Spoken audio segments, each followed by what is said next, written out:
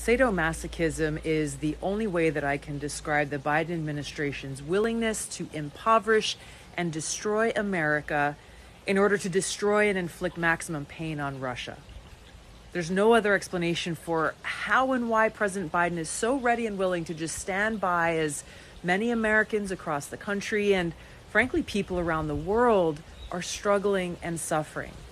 And that we face this reality that his decisions have pushed us to the brink of nuclear war, which would destroy us and the world. Now, President Biden says, well, we must defeat Russia to save democracy, no matter the cost, no matter how long it takes, and that we must pay the price.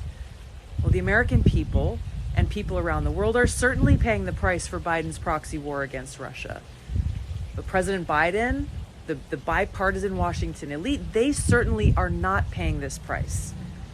So as this war escalates, and it is, the modern day siege of sanctions will increase. As a result, food prices will continue to increase. Food shortages will become more rampant.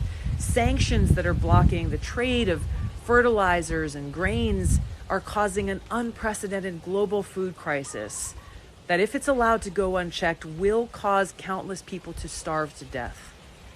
Now, President Biden and the Washington elite, they are not affected by any of this. They're not staying up at night worried about how to pay their rent or how they're going to afford basic necessities when dealing with this historic rise in inflation and gas that is costing nearly 60% more today than it did a year ago.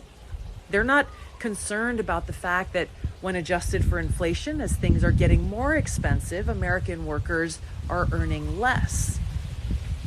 As hard and terrible as all of this is, the harsh truth is that the economic hardship and sacrifice the American people are facing right now is nothing compared to the suffering and destruction and death we will all face when we are trying to find shelter to protect ourselves, our children, and our loved ones from the nuclear holocaust that President Biden and the bipartisan Washington elite are leading us into.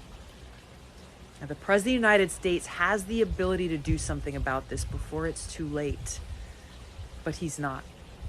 Instead, he and his administration are spending more time and care more about pointing fingers and assigning blame for their failures than they do about actually solving problems and alleviating the pain and suffering that their policies are causing the American people and people around the world.